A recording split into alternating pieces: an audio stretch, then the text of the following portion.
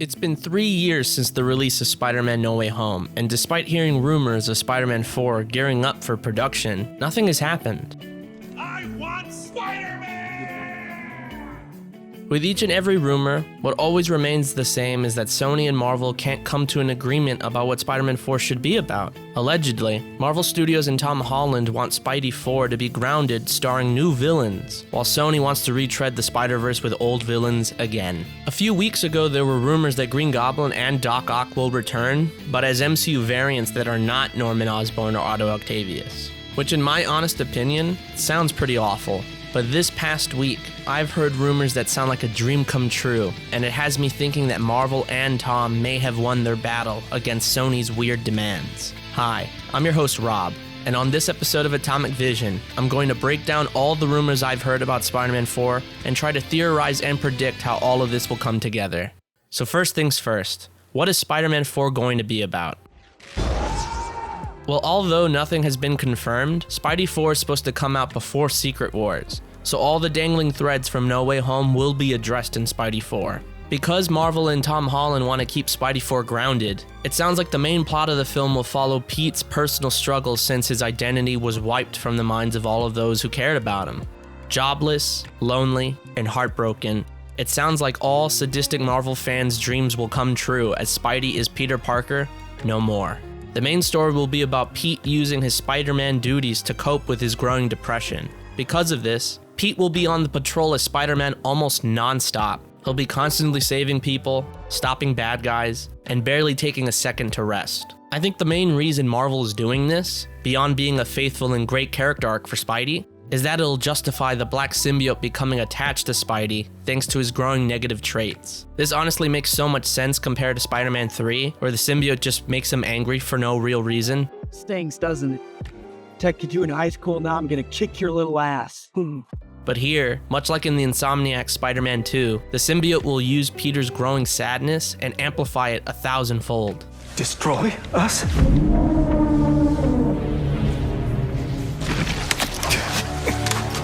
You said it chose me, Doc. It makes me a better Spider-Man. But I'm getting ahead of myself since I don't think the symbiote will be a main part of this film. It will more than likely be an after-credit scene again, leading up to its official debut in Avengers 5 or Secret Wars. So with Pete's struggles out of the way, who will be the villain of Spider-Man 4? And the rumor I've heard is that the film is going to feature a new lineup of Spidey's rogues gallery that won't be as intense as in No Way Home. This will be closer to Spider-Man Homecoming, where Vulture's the main bad guy, but had underlings working for him too. The main villain is rumored to be Scorpion, which is kinda crazy if it's true because previously, I've said repeatedly on the channel that Scorpion is Marvel Studios' biggest missed opportunity at the moment. So the potential idea that he's gonna be Spider-Man 4's villain is kinda vindicating for me. Well, if it ends up being true. I honestly have no clue if Scorpion's origin story here will be accurate to the comics where JJ is responsible for the creation of Scorpion, or if Marvel Studios is going to change it up their way. All I do know is that Spidey's villains work best when they are reflective of the personal journey Peter is also going through. So here's my theory as to why Marvel has chosen Scorpion. Vulture was a great villain because he and Peter were trying to accomplish the same thing. They both were trying to prove themselves worthy against all odds. Pete's goal was to prove to Tony Stark that he's Queen's friendly neighborhood hero, while Vulture was trying to prove that the little guy could succeed against a big bad corporation like Stark Industries. Mysterio was a great villain because he was a charlatan trying to ride on the coattails of the Avengers after Endgame. Meanwhile, Peter was suffering from imposter syndrome now that he became an official Avenger. Are you the head Avenger now? No, I'm not. While Quentin Beck wants to be worshipped as a heroic god among men, Spidey just wants to admit his feelings to his crush while on vacation. Although their goals are different, the spirit of their stories align when Spidey becomes what Quentin has been chasing after the whole film, a true hero. No Way Home was great because the story was about redemption. All of the villains from past Spidey films have died at the hands of Spider-Man across the multiverse, so Pete tries to give them a second chance at life, while simultaneously sacrificing his own, technically. So if I had to guess what will be Scorpion and Spidey's journey for Spider-Man 4, it's probably going to be about obsession. This? It's not on you. It's on our little spider friend. I've got some boys on the outside who'd love to meet him. Scorpion is obsessed with getting revenge on Spider-Man after what he did to him in Spider-Man Homecoming, while Pete is obsessed with being Spider-Man 24/7 because he's scared to open himself up to others again. The film could showcase how living by extremes is never healthy, and that obsession can drive you insane. It also gives Marvel Studios the chance to have their own version of a Spot-esque plotline where maybe Spidey doesn't even remember Scorpion at all. I created you. You created me. Spider-Man, why did you create that guy? I didn't. He's talking crazy. But like I said before, Scorpion is not the only villain in Spider-Man 4. To round out the Rogues Gallery, Shocker is expected to make his return. But I'll be completely honest, I have no clue if he will be a one-off joke character like Rhino was in The Amazing Spider-Man 2.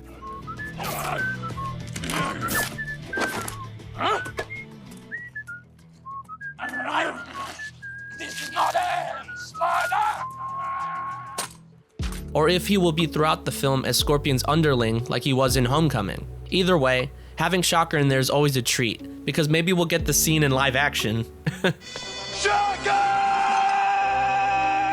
But it doesn't stop there. While Scorpion and Shocker are the heavies of the film, there is an iconic Spidey villain expected to make his live action debut, and the way they could tie this character to other MCU projects will be a dream come true if done right.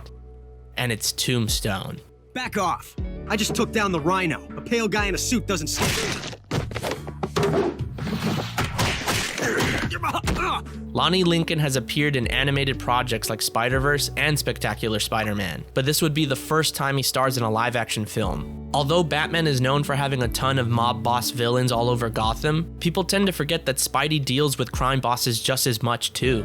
And while Tombstone might not make you personally jump with excitement, to me, it opens the doorway to have more characters appear in future films, like Hammerhead, Silver Sable, and of course, Kingpin. It's a hell of a freaking light show. You're gonna love this. In fact, for all we know, Tombstone could be working for any of them, which could then lead to a follow-up film.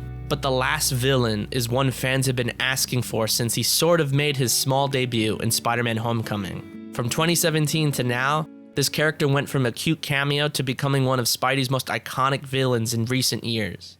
And it's the return of the Prowler.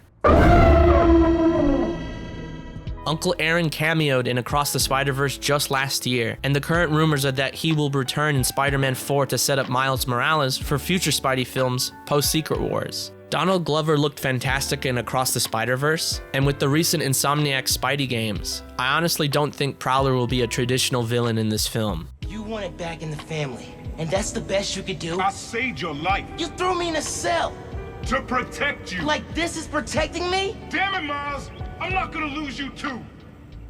Over the last few years, Marvel has kind of changed Prowler, so he's less evil and more of an anti-hero, like Punisher, Venom, and Black Cat. So it wouldn't be hard to imagine Prowler working alongside Spidey in this film when hits the fan toward the third act. But to close out this episode, we gotta address one big rumor that's making me extremely nervous. But with good writing, it could be pretty great.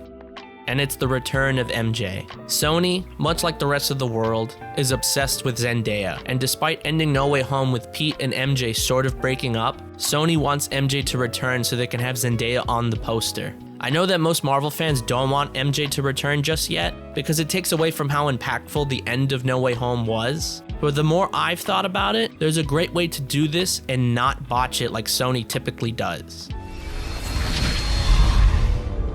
Hope the food's better in this joint.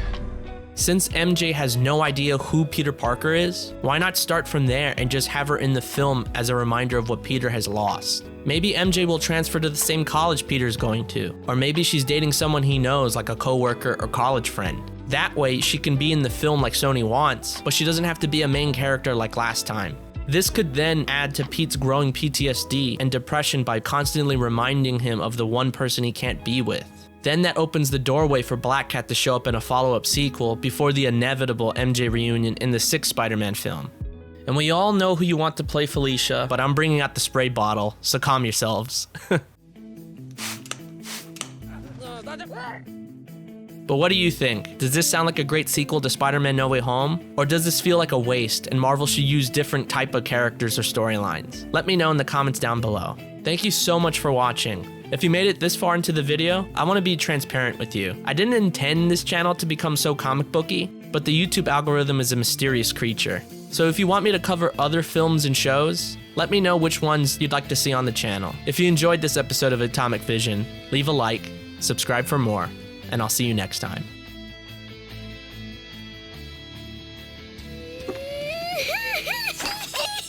Oh, that's an ugly noise, son. Here, how about you cease this bitch crying?